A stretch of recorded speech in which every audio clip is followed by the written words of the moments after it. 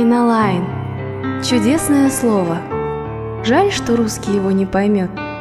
Я готов объяснить ему снова, только бедно звучит перевод. Айналайн, твоими губами, пусть нелепо оно звучит, но другими, иными словами ты не сможешь его заменить. Ты Сережу Есенина помнишь? Шагане ты моя, шагане. Айналайн, захочешь — запомнишь.